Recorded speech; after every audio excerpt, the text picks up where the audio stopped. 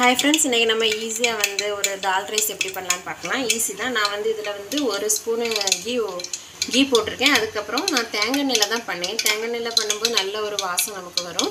So நான் 1 spoon தேங்காய் எண்ணெய், 1 ஸ்பூன் கீ போட்டுருக்கேன். அதுக்கு அப்புறம் பாத்தீங்கன்னா கொஞ்சம் நம்ம கடுகு போட்டுருக்கேன். கொஞ்சம் கடுகு போட்டுருக்கேன். ஜீரகம் போட்டு நான் தாளிச்சாச்சு. அது வந்து நல்லா வெடிச்ச உடனே நான் ஒரு ஆனியன் கட் பண்ணி வச்சிருக்கேன். ஒரு மீடியம் சைஸ் ஆனியன் கட் பண்ணி வச்சிருக்கேன்.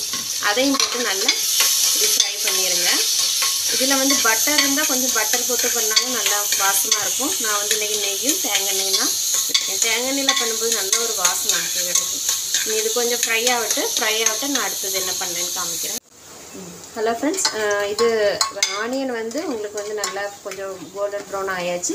இனிமேல் நம்ம கட் பண்ணி வச்சுருக்க நான் பச்சை மிளகா போடுறேன்.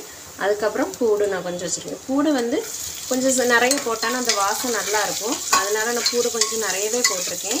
அதில் வந்து கொஞ்சம் தட்டியும் போட்டிருக்கேன், கொஞ்சம் முழுசு அந்த மாதிரி வெட்டியும் போட்டிருக்கேன். அப்போ தான் அதனுடைய ஸ்மெல்லு நல்லா நமக்கு கிடைக்கும். இதையும் போட்டு நல்லா ஃப்ரை பண்ணிடலாம். நம்ம பூடும் போட்டு வதக்கியாச்சு, கூட வந்து பச்சை மிளகா வதங்கியாச்சு. இப்போ வந்து நம்ம தக்காளியும் போட்டு நல்லா வதக்கிடலாம். எடுத்துடலாம்.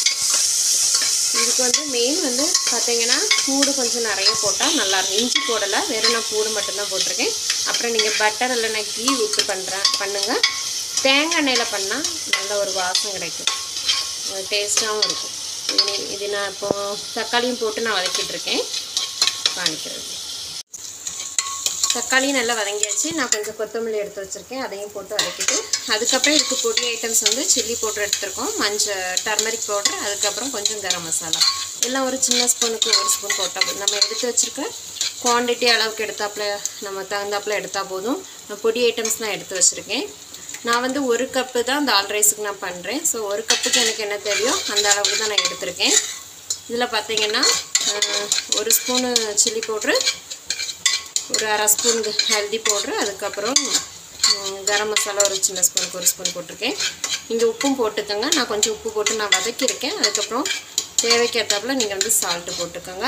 இது கொஞ்சம் நல்லா வதங்கிட்டு கொஞ்சம் பொடி அந்த பொடியோட ஸ்மெல்லு போகிற வரைக்கும் நம்ம வதக்கிக்கிட்டு, நான் ஏற்கனவே நான் வந்து ரைஸும் தாலும் வேக வச்சு தான் நான் வச்சுருக்கேன்.